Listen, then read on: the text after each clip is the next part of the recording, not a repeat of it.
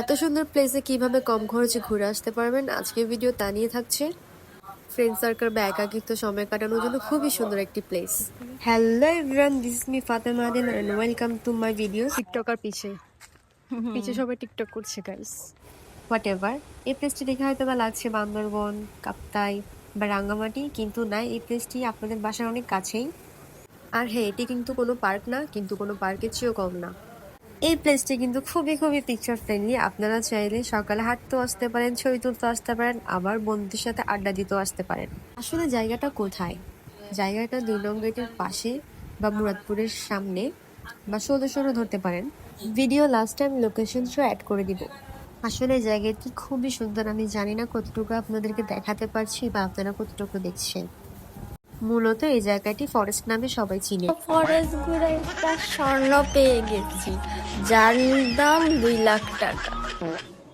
এই ফরেস্টটা আসলে অনেক বড়, আসলে একদিনে ঘুরে দেখানো পসিবল না। এখানে অনেক সুন্দর সুন্দর বাংলো ছিল, যেগুলো সরকারের বাংলো, কিন্তু এগুলো দেখে আসলে বোঝা যায় না এগুলো সরকারের।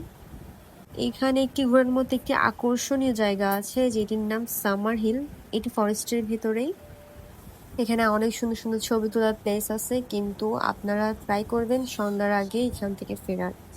সামার হিলের উপরে গেলে আপনারা অনেক সুন্দর সুন্দর বাংলো দেখবেন, যা বাইরের দেশের ফিল দিবে, কিন্তু আমার আসলে এত উপরে ওঠার, এত পাহাড়ে ওঠার এনার্জি ছিল না।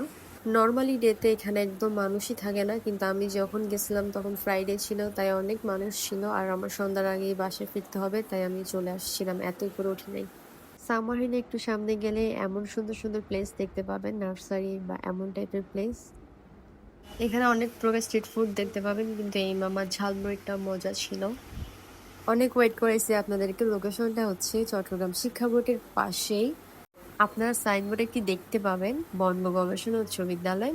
এটি সোজা চলে গেলে রেল লাইনটি ক্রস করলে আপনারা লোকেশনে পৌঁছে যাবেন। যদি কোনো প্রকার ইনফরমেশন জানার থাকে তাহলে আমাকে কমেন্ট বক্সে জানাতে পারেন। এত ধৈর্য সহকারে ভিডিওটি দেখার জন্য ধন্যবাদ। আসসালামু আলাইকুম।